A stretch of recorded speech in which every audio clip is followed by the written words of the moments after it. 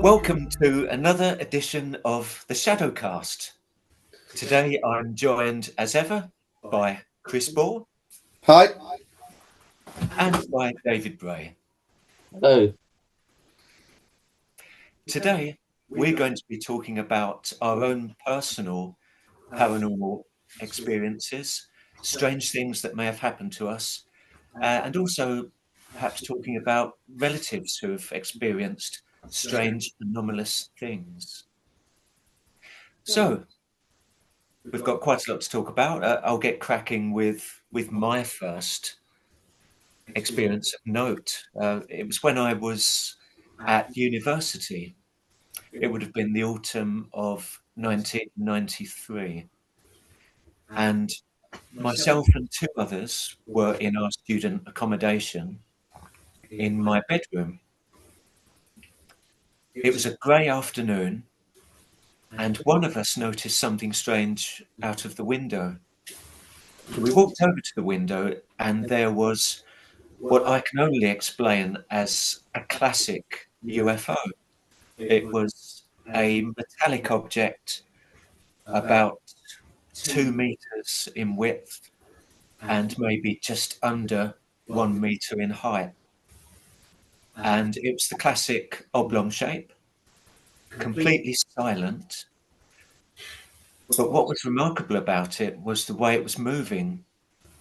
So it would move very, very quickly using angles that you wouldn't normally find with conventional aircraft. So this was above the chimney tops as we looked out from our window. I'd say a distance of maybe about 12 meters, something like that. So this object was hovering and then very, very quickly to the side, back down again. The way it was moving, it couldn't have been a balloon because they would go slowly. They wouldn't change speed and they wouldn't change their angle of movement in such a way. Then you didn't really get drones of that nature. And again, the way it was moving was just extraordinary. And we were watching this thing for about 5 minutes. Bizarrely, and this is something that you find quite often with UFO sightings, the description of how the craft, if you like, actually disappears. Well, there wasn't one. 1 minute it was there, and then it was gone. We didn't even see it rise up into the air or descend quickly to the ground or go left or right. It just simply disappeared. So this was in Ealing in West London. As I say, perfectly good visibility. We were only about 12 meters away from it, looking out from the bedroom window. It was silent, and I could never explain what I saw that day. So now I would, as we're going to do with each of these experiences, I'll now invite Chris and Dave to make any observations or to ask questions. Yeah, there is one question I do want to ask. Back then, you would have had cameras, disposable cameras. Did anyone have a camera with them at the time or no? At the time, I'm not sure if any of us had phones with cameras on. Yeah, I'm not talking about the phones with the cameras. I'm talking about disposable cameras, like you can get. Back then, you could get normal cameras, couldn't you? And I just wondered if anyone used like a normal camera, not a phone camera, because they weren't around that in that time, but like other cameras and that, you know what I mean? We didn't have any normal cameras or disposables. I'm not even sure if any of the three of us had those. Strangely, if we did, well, I certainly didn't. But if Keith and Kate Yeah. did, then they didn't mention it. They didn't think of getting it. Yeah, because it was like I said, as you said, it was like left, right, so it was quick, wasn't it? It was just a quick experience. Now, like I said, has there ever been any history of the background of UFOs being around there, Lee?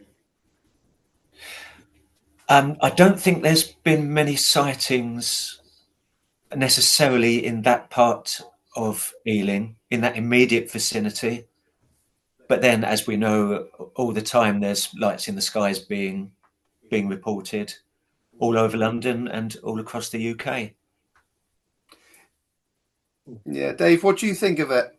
You, when you spoke after the incident, was anyone else that actually seen it? Anyone else at all mentioned about it? No, and the strange thing is, I don't know why, but I don't remember asking any of my fellow students about it. As I say, the three of us watched this thing for a number of minutes, but we never asked any other inhabitants of the house because this was a house with, I think, 7 people living in it, I think. And no, at the time, I was 18, interested in the paranormal, of course. I have been since I was about 5. So interested in the paranormal and UFOs. But at the time, it just didn't occur to me to ask around, which So, is a shame because I certainly would now. how long do you think it lasts, the whole event? It was a good 5 minutes, which is quite a long time for this that kind is, of yeah. phenomenon. And it's just, did it stay mostly around the same area? It did. It stayed within an area of, oh, maybe 6 meters at the very most. So it wasn't going up into the sky to a distance and then coming back, or it wasn't going to the west or the east. It was more or less staying within like a bubble, if you imagine, but constantly doing all sorts of strange maneuvers. But then just disappeared. Yes, completely. Just disappeared. Maybe another dimension. Maybe. Yes, maybe. As I say, the great thing about this is that it was seen by 3 of us, and both still remember it as well. Do you think it could be a time, like a time warp, like something's cross parallel? You know, as worlds cross parallel, they like that. As a, how can I say it? It's when like you think you've gone somewhere and you've gone through like a time zone, and then it's like, do you think that could have came and the UFO's gone through the time zone and it's been there? You know what I mean? Yes, we can't discount anything, Chris. It could be 2 dimensions Yeah. somehow clashing in a way that science doesn't understand so far. It could have been a vision from the past, one from the future. Who knows? I was speaking to a lady recently, and she, with her mother, they were casting Wiccan spells and going in a circular fashion around, I think it was their living room, a room in the house. And after a while, they were seeing themselves, the other side of the room, either from a few minutes ago, or they were seeing themselves where they would be stood a few seconds or minutes into the future. Yeah. So there's been a lot of talk about time not being linear, that it's more like some jumbled spaghetti, and that sometimes it might be possible to see into the future or into another dimension that runs parallel. Doctor Who in the TARDIS, moving around in his TARDIS. Sounds like that. Yeah, it's interesting. I haven't really thought about like what outside linear time until recently. Because I always think I've said to people, time changes when you leave Earth, but only in the fact that light changes because your distance from the sun that changes time. Because our obviously days and night are guided by what the sun. So I mean, if you go further away, you have longer, or if you're going closer to the sun, shorter days. But obviously, if you've seen Deep Space Nine, where there's like the wormhole which goes to another part of the galaxy. Yeah. There's some aliens, but the way they perceive time is completely different. Yeah, well, that's an interesting one about wormholes. I wonder if areas of high psychic activity might be wormholes, and that what we're seeing are entities from a different universe almost. Do you have any other questions before we move on to our next occurrence? No, I was just like what Dave just said. It could have been a wormhole. It could have like the UFO's gone through like the time thing, and it's just got into another dimension. And it's into your dimension, and that's what's happened. And then as it disappeared, as you said, you didn't even see it go quick up to the ground, quick down. That could have just gone through another wormhole. It is something you don't see in films. I mean, obviously, I don't know if you've seen Indiana Jones and the Crystal Skull, where it goes into, I think that's South America, isn't it? Something like that. He really starts in Mexico, but he goes further south, and they obviously these alien creatures come alive, and this circle starts spinning around the aircraft. But instead of going into space, it just disappears. It's like to show they were not from space, but from another dimension. Yeah, it's quite a philosophical debate, really, isn't it? When you start talking about interdimensions. Yeah, that's all I can think, Lee. That's gone through time zone or wormhole, like Dave said. That's all I can think that it might have done. Yeah, I think the interesting thing about this edition of the Shadowcast is that we have the free reign, to come up with all sorts of hypotheses, and that's probably as good a hypothesis as anything else. So you've got no limit to your imagination in the day. Definitely.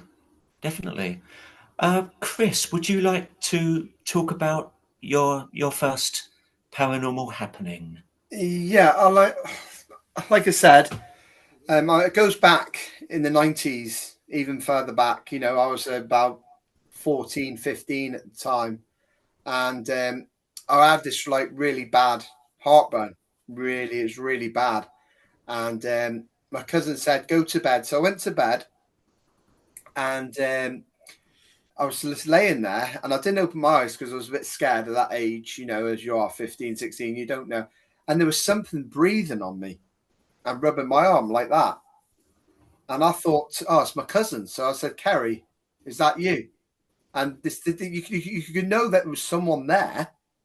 And then I just said, "Who's there?" And I just said, "Is this you?" Because I never knew my dad's dad, my granddad's. And I said, "Granddad, is that you? Give me 2 knocks on the wall." So I had 1, 2. So I shouted at my cousin because I was really scared.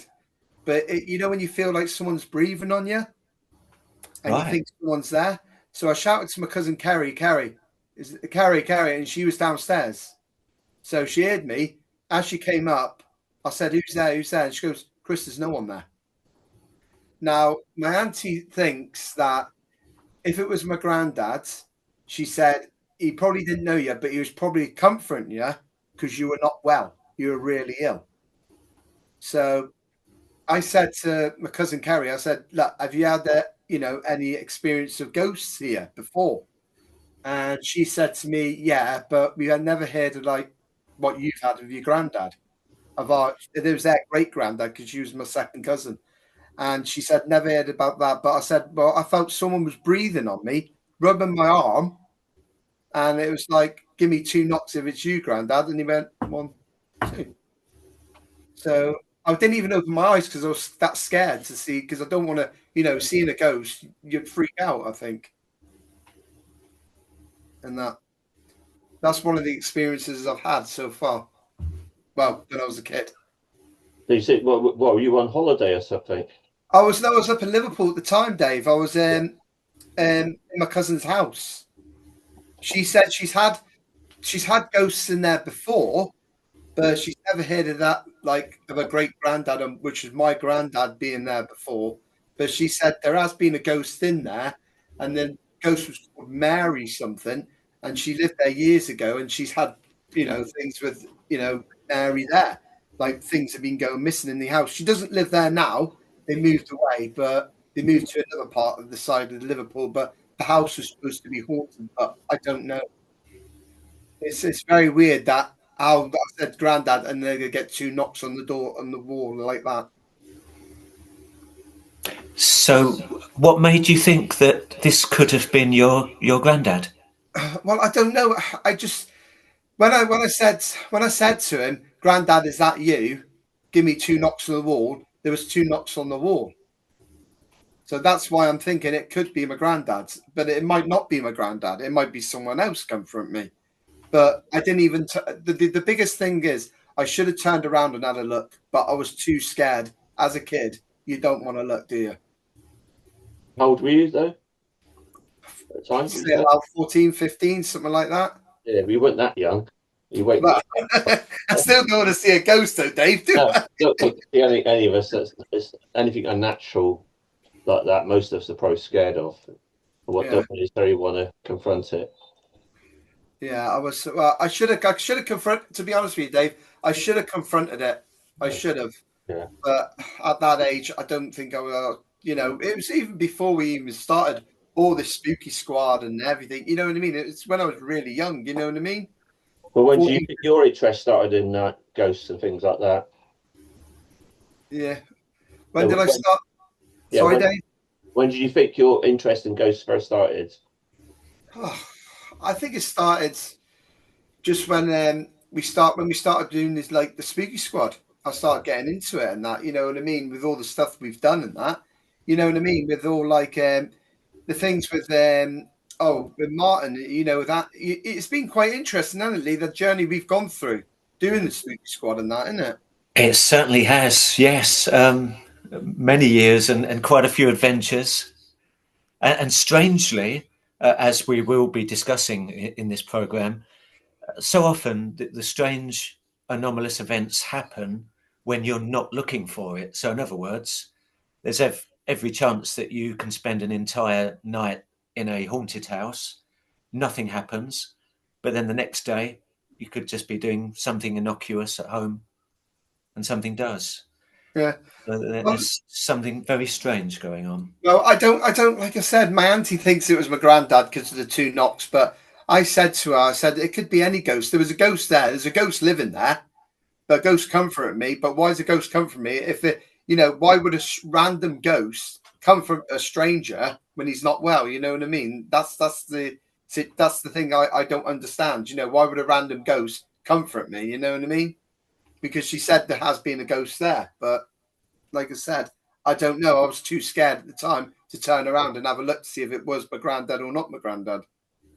But it's only the 2 knocks when he went like that. So you say that your arm was being rubbed. It was like that.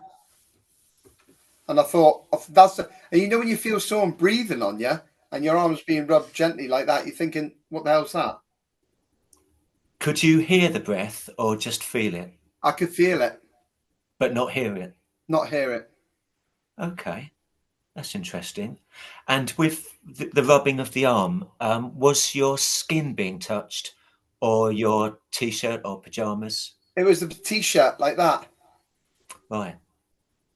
So I don't, you know, that's one thing I've never told. I don't think I've ever told you about, have I?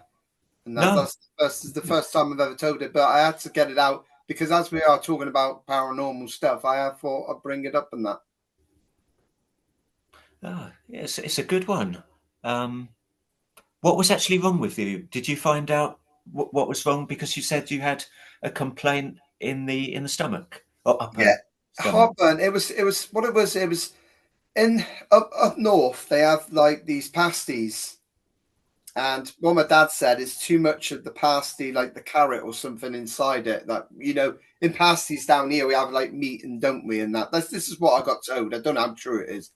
And then it was really bad heartburn. It was going down and up right around here.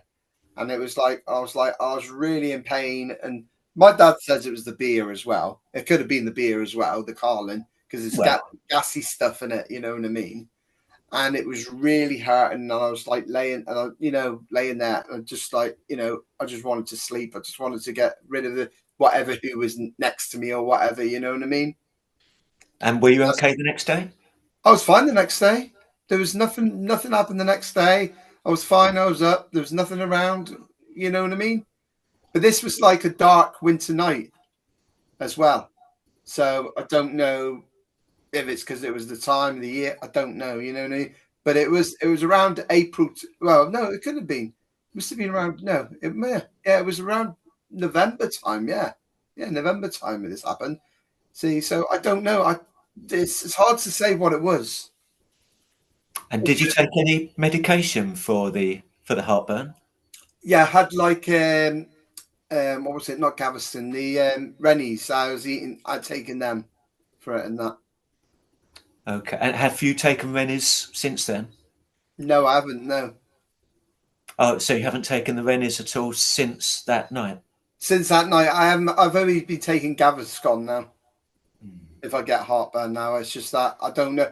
I don't think the Rennies were doing weird things to my head, but you never know, do you?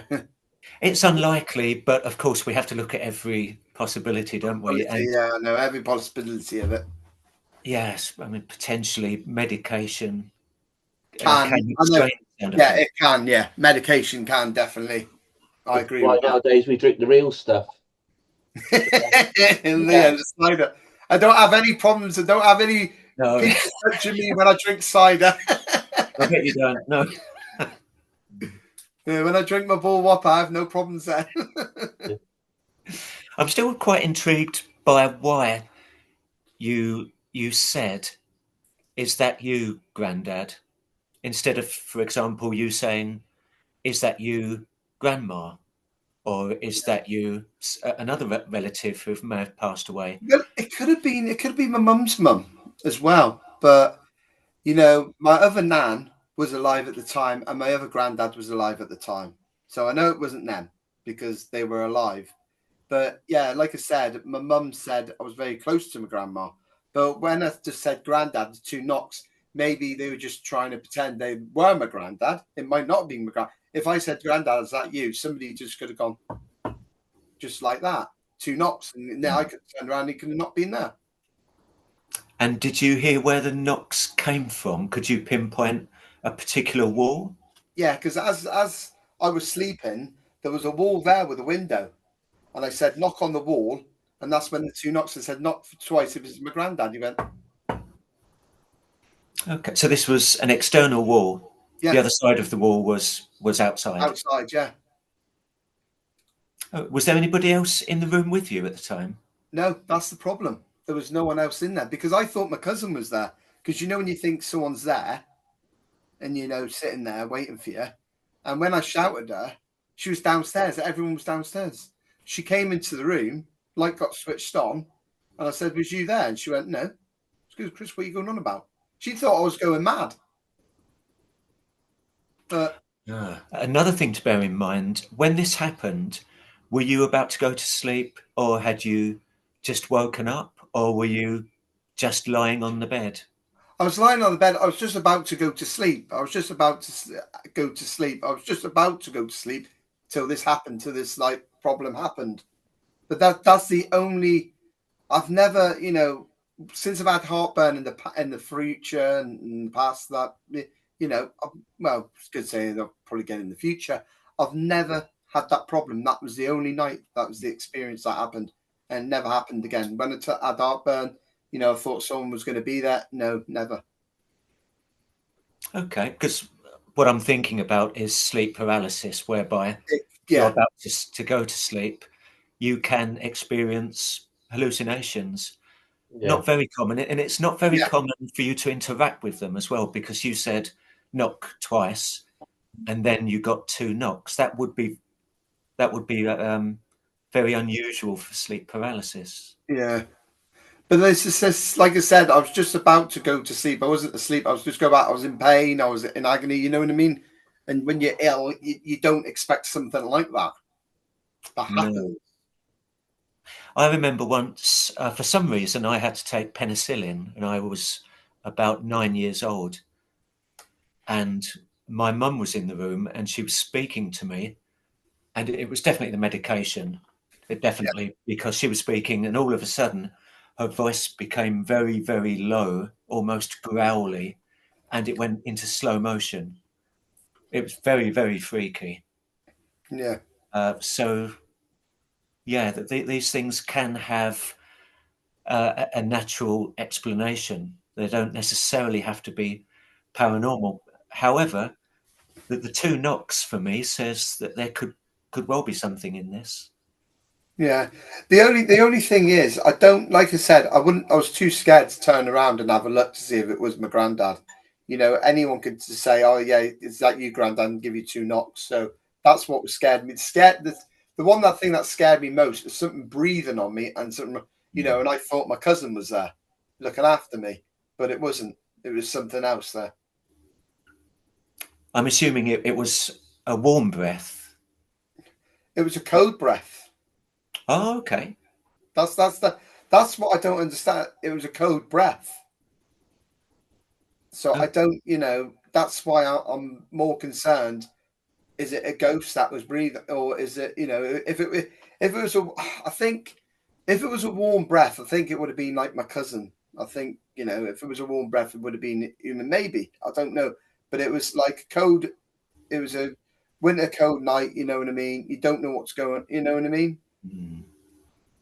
so I think some people would postulate that that could have been a draft. Yeah. But I don't, like I said, if I turn, the only regret I do is that I didn't turn around and have a look. And that was the only regret I did. I should have turned around and have a look, but I think I would have shot myself, myself if I did. You know what I mean? And with indigestion, you wouldn't have wanted that as well, would No, you? I wouldn't want that as well. I don't want to. I just would have pedally, done something in my pajamas. Ah, oh, thank you, Chris. Good stuff. Dave, did you have any other questions at all? No, I can't think of any at the moment. I think we covered most of it. What your experience, I understand. I had something similar to that once, not to do with ghosts, but that's more to do with out of body experience that when I'd see myself and I didn't want to. So yeah, I can understand it. It's supernatural. We sort of turn away from it. Don't want to see it. Yeah. Ah, this out of body experience, is this one of the things that you're talking about It's something today? I can talk about later. I was thinking about doing the ghost things first, but I'm just trying to think. That was more recent, well, not that long ago. So I understand what Chris went through, not wanting to see something that's unnatural and the fear. Yeah, I can understand Yeah. that. Okay, could we have your first ghost story? Okay, yeah, but just quickly go back to my family background. We had like family businesses in Helston, Cornwall. We owned a house for 150 years or something like that. But that's not so to do with my ghost story. I thought it was the reason why we came to Plymouth. My dad got a job in Plymouth. Although when we were in Helston, going back to that, we did live actually opposite a cemetery. It's a big cemetery to where, and I'm not sure whether there are any ghost stories in that place. I'm not sure. And my dad really talks about it. But anyway, we moved up to 1971. I was born a year later, 72. And I'm guessing it's difficult to know, but I was very young, 4 or 5 years old. Um, when you're like scared, you go and see your parents at night. It was because you dream nightmare, I was just scared of the dark. And my bedroom was on the other side of where my parents' bedroom is now. But I remember at night, I got up at night, I walked along the landing, going towards my parents' bedroom, and I stopped because I saw this like white outline, like a fairly not bright, but like white outline. Wasn't quite like a necessarily human shape, but maybe a bit bigger, similar human size. So whatever it was unnatural. So I went back to bed and I just like, I don't know, it took me a lot of courage to go back to my parents' bedroom, but I did, but it'd gone, disappeared. Um, so for years that affected me. I think the fear. I was quite nervous person anyway. I used to sleep because of that with a blanket over my head probably until I was like 11 or 12 years old because of that. But years later, I spoke to my dad because he's had one or two things in the house, and he mentioned about the same time he heard some footsteps going up the stairs, and he looked down. There was nothing there. But obviously, he didn't tell me at the time because he didn't want make me more nervous than what I was. No. No. So yeah, that was that particular experience. But I said I was very young, but whatever it was, I was very afraid of it. So whether it's a ghost, whether it's an angel or something like that. It's something that I couldn't really work out. It was just like an outline you could sort of see. What I remember, I was very young. Yeah. Dave, is there any history of the house and that Has that had any problems before? Or No, I mean, well, Dad speculated whether it could have been as a lady who lived there died before, whether it was to do with that. Speculate possibly. Yeah. The house was built probably in the 1950s around here, and we moved up in 1971. Still living in the same place. Yeah. Because, like I said, it could be someone that's died there, you know what I mean? And they've haunted the house and that, you know what I mean? Like, even if your dad's heard footsteps going up to the stairs, you know, it could be someone that's died there, I'm thinking. We haven't had anything since. I think my dad did a prayer afterwards. We haven't had anything since, as far as I'm aware. So I've got two brothers and sisters. None of them, I think, I've ever seen anything like that, as far as I know. Yeah. Well, maybe it works. Maybe because your dad did the prayer. Maybe that's why Dennis like said, "All right, we're gonna." He said, Well, prayer. he might have took it seriously when he heard the footsteps coming up the stairs. He thought, "Oh, I'm not imagining it," when he heard the footsteps. Yeah. So this shape, Dave, where was it stood specifically in the house? Yeah, so I was going out into the landing, I was facing it, and it was standing more or less where the bottom bedroom was, where my sister was, and to the right of my parents' bedrooms. It was sort of, I was facing it. The stairs, down the stairs to the left of me, and then straight ahead, I look into my sister's bedroom, my parents' bedroom to the right. So it was just on the landing, just in front of me, probably like a meter or two in front of me. And was the light not on? I can't remember if we did leave the light on. We sometimes we have done, but I'm not sure if the light was actually on that particular night. Don't normally nowadays. Sometimes we do in my brother's home, keep it on. But no, I don't remember if we had the light on or not, to be honest.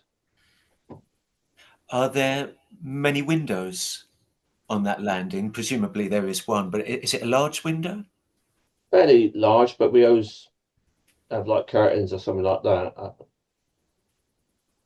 So I don't think it was anything coming through. It was in the night, so I don't know, light coming through or anything like that. And there's nothing really I could make that sort of reflection. It was more than just a reflection. I was pretty sure about that. Are these net curtains or proper thick ones? Well, going back, I mean, obviously, we have net curtains, but we also have thick curtains as well. We do both in our generally in most of the rooms in the house. I can't remember. Obviously, back then, 1970s, it was any different. Oh, okay. And you say that there was an outline of a figure. Well, potentially a figure. You're not entirely sure if it was human shaped, but it was of human height. Is that correct? Yeah, there's sort of. I think the size of it would be almost like human size, I'd say, from what I remember. But it wasn't like a complete outline, sort of necessarily a human shaped figure. It was just more like an outline. So did it present as like some kind of shadow? Was it an entirely black shape? No, not black. It was just like you could see what I remember, probably see through it, what I remember, but just like a white outline. Oh, okay. So a white outline, but you could see through the shape. What I remember, yes, I might be wrong, what I remember, but what I remember, all I can think I remember of it was just being this white outline, and yeah, nothing else much about it. And at the time, you were obviously scared. Yeah, it affected me, I think, night time. I was Good thinking about obviously when I would see it again. Obviously, I don't really stop me necessarily going back to my parents' bedroom during the night, but yeah, definitely. I remember made me quite nervous for a while. And when you think back now, when you think about that experience, has your feelings towards it changed at all? Well, no, the only thing I still think I saw something. You know, I can't be actually 100%, but I saw something that was unnatural. But obviously, I don't have the same fear as I do. I'm saying we all have fears, but not the same fear as I did when I was younger about it. I'd like to think I would have been would I in the same situation, but I would do something different. Would it be the same? Tackle it differently. It wouldn't stop me actually like being that. I don't think I'd be that nervous again. I think nowadays, Dave, like Lee would agree with me. I think we would be, all three of us would be a bit braver now because we're older and we'd be a bit afraid. So I think we would, confront them. Then things happen nowadays. I think we would be a bit braver and we'd say, all right, who are you? What are you? What are you doing here? You know what I mean? Yeah. But when you're kids, when you're like 9, 14, it scares you when you're a kid. Yeah, I mean, it's easy to say, but as you say, I think we mentioned earlier, these sort of things happen when we least expect it. So you just always don't know how you're going to react. It might take you a little while to actually compute what's going on, work out what's going on before you just react. Yeah, I know. Yeah, well, like people used to say, didn't they? They used to say in America, they used to see old Civil War people there. You know what I mean? And people have had, that some people have like drove down roads and it's like cavalry and you know what I mean. So and they don't understand how that happens. Like you're driving down, they see it, and it just walks out in front of you, and they're thinking, "What the hell's that?" Yeah. You know what I mean? It's unnatural. Yeah, it's usually you're natural, just doing it like a Saturday night, or you're out somewhere, or you're just going somewhere, and that's when you see it, when you don't expect it. Yeah. I think Lee, you'd agree with that, wouldn't you? It just happens when you don't expect Hopefully, depending if he had any substances or not as well. It's a night time going out and about. it. Yeah, well, yeah, it depends what kind of drugs people are on as well. Yeah, you hear all sorts of things that people have been on drugs, haven't you? Yeah. Delusions and stuff. Yeah, I think someone was telling me a guy was on drugs a couple of years ago, and he thought he saw a Roman soldier going through a wall, a ghost Roman soldier. And I said to my mate, was he on drugs? He said, "Oh yeah, he was on drugs." I said, "Oh, there you go. That explains everything, then, doesn't it? Seeing a Roman soldier walking through a ghost wall." Unfortunately, that's not a reliable witness, is it? If they're under the influence. Yeah, I'm sure there might be some Roman soldiers around. You never know, certain parts of the country. Some ghost ones, yeah. Yeah, well, there's quite a well-known report of somebody in York seeing Roman centurions going through a wall. That was, I think, that was in the 1980s. So that was quite a good one. But speaking of substances, can bring us to alcohol. My next experience was in the Plume of Feathers in Princetown. So this is meant to be haunted, particularly in the toilet. Some strange things have been seen and heard. And I was there probably about 18 years ago, maybe slightly less. I'd just arrived, so I hadn't had a drink. But I was stood at the bar, and in the small of my back, I felt 3 distinct pokes. So this isn't like being in a windy place or anything like that, where your coat slightly moves in the wind. This was distinct, three jabs. When I was stood at the bar, I turned round and there was nobody there. So, of course, I thought that was very odd. There was a young child running around, quite an unruly one, actually. The parents were sat there having a meal, and this child was just entertaining themselves by running around the pub. But at the time, the boy was nowhere near me. He was, funnily enough, he was quite near the table at that point when I turned round. And the same day, and this was maybe an hour later, so I'd had a couple of pints by now. I heard moaning in the toilet. So I was in the cubicle, and there was some moaning going on. Was someone trying to do number 2?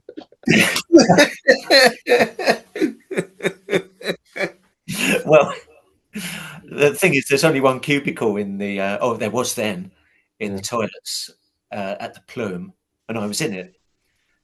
So it was more like coming from the sink area, where people wash their hands.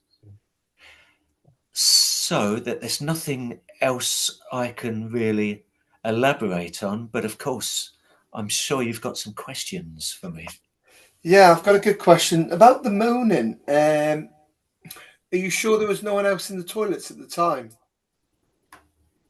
I can't say for sure. What I do know is that when I walked in to the toilets and I walked into the cubicle, there was definitely nobody there at that point. I didn't hear the door open and somebody enter, but that's not to say that nobody did. It's just that I certainly didn't hear it. Yeah. What's the history of the place? Because you said about 3 popes as well, and you said there was no one behind you. No, what history has that place got of ghosts? Some old stories that you find in virtually every Dartmoor pub.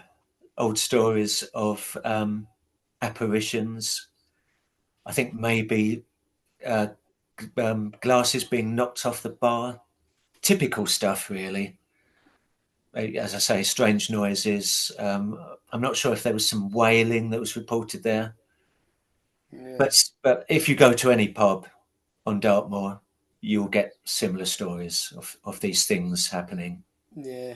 I'm just thinking you need to know who's died in the pub as well, you know what I mean? You're getting 3 pokes in your back, no one's there. You're thinking, all right, what the hell's going on here?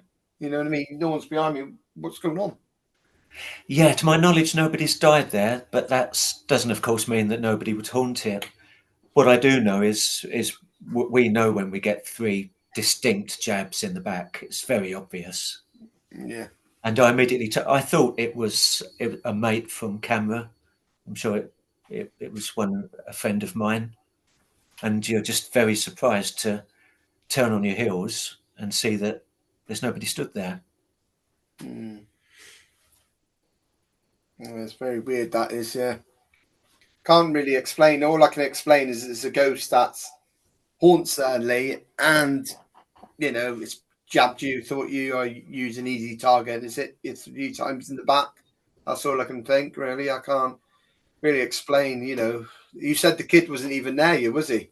The kid wasn't the kid. No, the one that was running around was at the time quite near the table. It was one of the few occasions that he was actually. So I don't think it would have been that child. It's quite an old building, though, isn't it?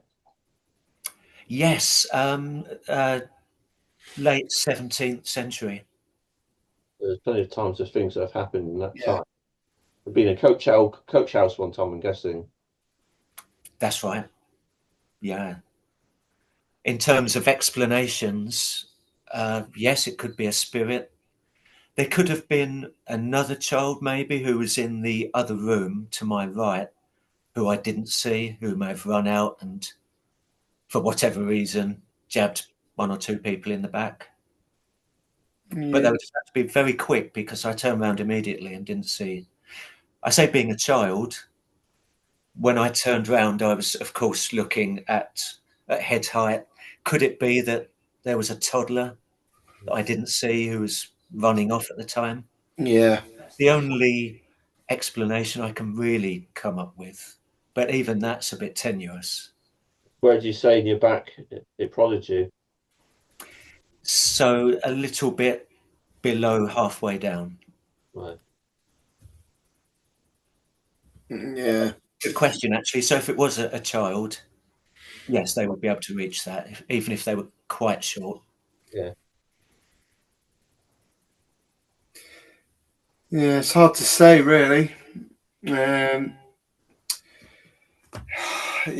See,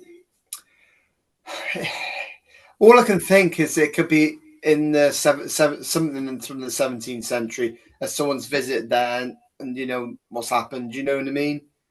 But I can't really say, like, you know, if there's no one there, then it's definitely a spirit that's jabbed you 3 times in the back, Lee. Good chance someone might have died sometime during that time. Yeah. Someone lived there, or someone who stayed there. There's a chance. It's that old. And of course, it's a stone's throw from Dartmoor Prison, which, as we know, many people died in the process of building that because they used prisoners of war to build that prison. so that there is a lot of death, of morbidity, I suppose, in the area generally. Another question is, if it was a spirit jabbing me in the back, the obvious question is why? Why would you do that? Are you trying to, if you're a ghost, are you trying to alert somebody to your presence? And why would you want to do that? Yeah. Are you just mischievous? Yes, mischievous in life and maybe in death. Yeah. Yeah, maybe there doesn't have to be some strict reason why they would do this. Maybe for the comedy value. Could just be that. It makes you think, do ghosts always have the ability to touch things? There's only certain circumstances that something like this happens. It does seem to be extremely rare that spirits can do that. Obviously, there's poltergeist activity where seemingly things are either picked up and thrown or simply pushed. Because of course there is a slight difference there. Yeah, so it could be that kind of kinetic work by spirit. Yeah. It just seems that I'm thinking someone's jabbed you 3 times. There was no one there. 100% that is a spirit that's done that, because if there's no one there, the little kid was by the table that was running around, and you're looking at straight head height. Now, when you said you got jabbed, did you get jabbed in the back? How far did you get jabbed up? Yes, so I would say about 4 inches up from the base of the spine. So it's the lower back. Lower back. Yeah. I don't think a kid could reach that high. Yeah. Something. I think that has been a ghost. I think. Reach that high. It's not that high, is it? Yeah. So it's just Lee said, if it's more like on the shoulders or something like that, it might be different. But I think if you turn down straight away, if they did something like that, you probably have noticed to put their hand up in the air. I'd be more likely to have noticed it. But was it very busy in the pub? It was busy, yes, because I was stood at the bar, but the bar was too deep, so I was not literally stood at the counter. I was behind a line of people who were at the counter. So it was busy, yes. So that again, that adds maybe some credence to the possibility that there was another little child running around. And that you're in the lives, people in front of you, not behind you. Oh no, definitely not behind. No. Mm-hmm. And again, I emphasise this was 3 proper jabs. This you know when you've Yeah, like I said, Lee, the one with the moaning that someone was moaning, it could have been a child next door. It could have been someone that's gone in the toilet, moaned and that, or it could be a spirit. You got 3 options of the moaning one. Definitely, yes, that could have been the child in question that we've been talking about. Yes, I can't remember if the door was particularly squeaky. I didn't think it was. And of course, as witnesses, it's always difficult to remember the precise details of your environment, isn't it? Yeah. I can't remember if the door made a noise when it opened going into the toilet. I didn't think it did, which makes me think I would have known if somebody came in. Yeah, definitely. Right. Chris, I think, unless there's any other questions, shall we hear your second experience? Yeah, and I think you can back me up as well, you and John. Do you remember the High Man? We went on a walk in Dartmoor, didn't we? That's right, near Mary Tavy. Yeah, and it was a rainy, misty night, wasn't it? That's right. And as we were walking back, I was talking to you and John, wasn't I? And that's when we heard a voice shouting out to us. Now, what you told me is that he's only been heard in misty, rainy days. Remember that? You told me that? Yes, that's right. And that's when we heard that voice. And I'm sure he said, "Help me." And you heard it as well, didn't you? And so did Well, John. yes, what I heard was a shout. I didn't make out any particular words, but I Yeah, definitely heard somebody call out because I was about 6 or so meters ahead of you and John as we were starting to descend the hill. yeah, This is Gibbet Hill near Mary Tavy. So I heard the shout, and it wasn't either of you two because it would have been a lot louder. This was something slightly back behind us, yeah, near the gibbet, actually, where yeah. this, where Where many. this guy, where this guy got hung, wasn't it? That's right. Yeah, for dodgy tax things or something like that. So, you know what I mean. You hear things. You know, we didn't. I didn't even expect to hear that. Him No, yelling, shouting. I did not expect that. But then when you said it was a rain, misty night, and then I heard it, and I was like, "What?" I said to John. I even said to John, "What's that?" And I said to you, didn't I? I said, "What the hell was that?" Because I saw it's like you said, someone shouting. What you know what I mean?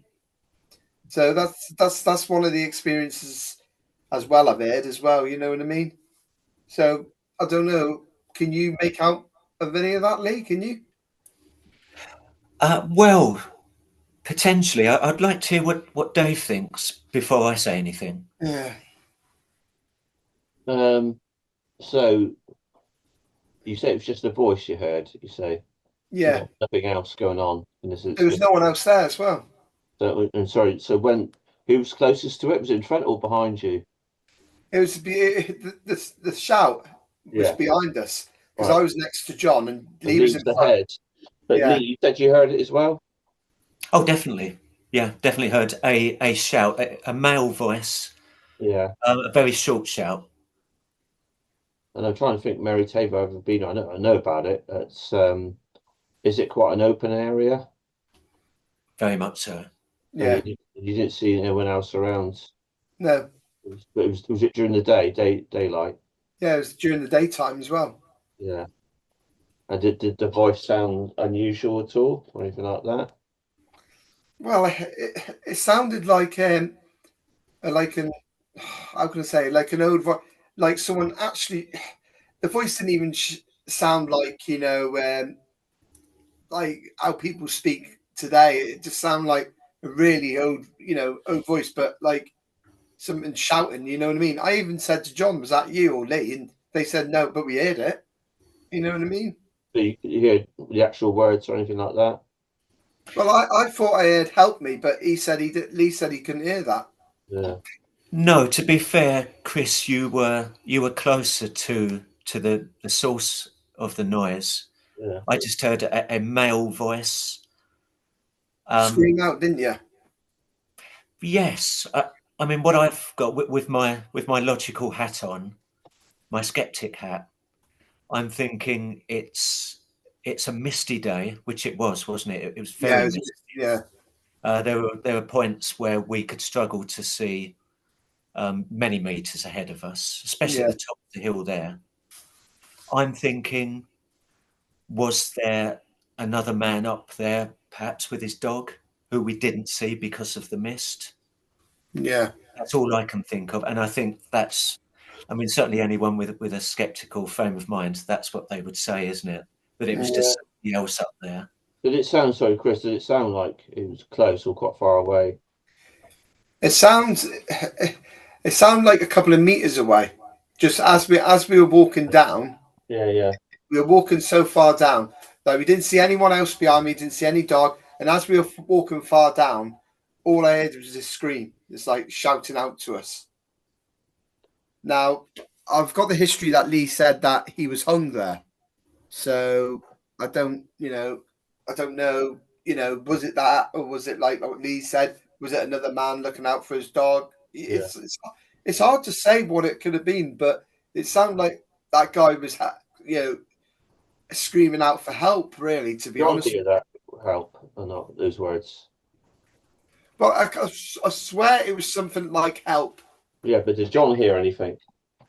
John, did you hear anything of that? I heard a shout. You heard a shout? We didn't hear the words. No. It was like quite far away, but loud enough to hear. You said he was only 2 meters away.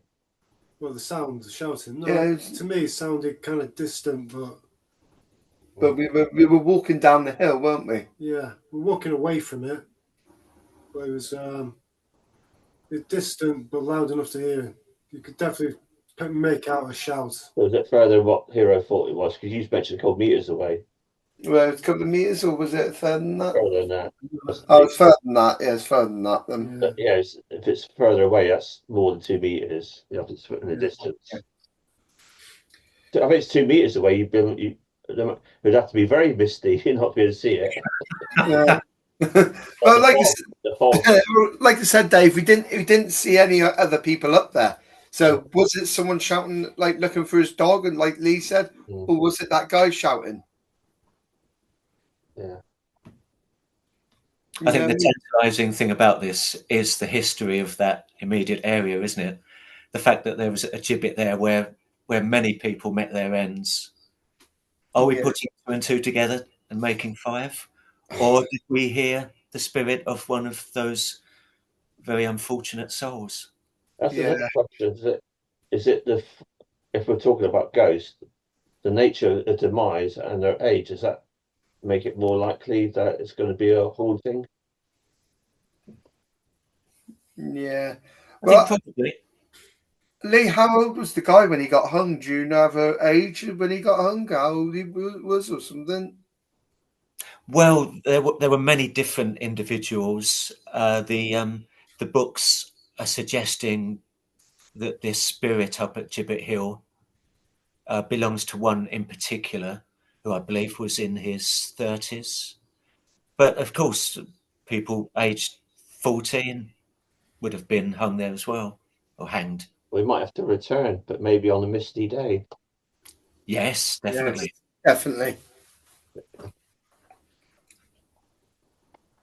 Yeah. Okay, thank you, Chris. Dave, do you have something else for us? So my next story about to do with ghosts. This is not my observation, but working with because you hear lots of stories on TV or whatever. But when you meet people that have had experience, you tend to listen a bit more, don't you? Because it's more personal to you and personal to them. So I worked as a support worker. I think it's a stage when I was working. I had my little metro. I used to travel to Somerset quite often, and it was a bit further than I normally would travel. I wouldn't normally get on the way to Yeovils on the A303, and it was you turn off on the main road. You've got this long driveway. There's a house, like American style, wooden style house, like something like, I don't know. You see on like these old American TV, like Little House on the Prairie or something like that. Bizarre sort of place. Anyway, it was a place where this guy who was deemed as being too dangerous to be in society. It wasn't necessarily come across as being someone mentally ill, but obviously had a lot of anger issues and dangerous. I met the guy, and he wasn't. I met the first staff male because he's 2 to 1. So I met this guy, and he wasn't too happy I was there. Agency, but I explained a bit more of my background of what I've done, in mental health. So he was a bit more comfortable, and we straight away, if this is something we need to make an arrangement. What happens if we leave? If he goes off on one, we need to know what to do. So I said, I'll just make sure I've got my car keys in the pocket, and we'll go in my car, get out of there, my little metro. If we need to stuff the staff car that can get destroyed or whatever. But anyway, yeah, I did meet the guy, and obviously he came across as being someone that could be dangerous. But anyway, I think it was like a lady staff who came. So I think it was on a Saturday, possibly. I can't remember the day of the week, but there's 2 staff came in the next day. I'm pretty sure it was 2 ladies, and they were saying about the room, because we had 2. There was obviously 2 rooms for the staff to sleep in. You wouldn't normally sleep in the same room. I mean, it happens, but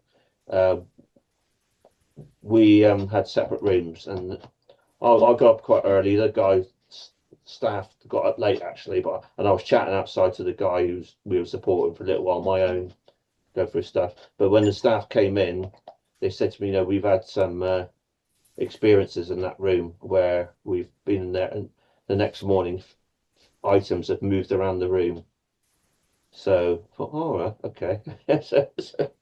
So there's more than one member of staff that have come across this. So that is obviously what I've all the places I've worked at. Obviously, that's an account I can think of where people talk about ghosts or poltergeists. Oh, okay.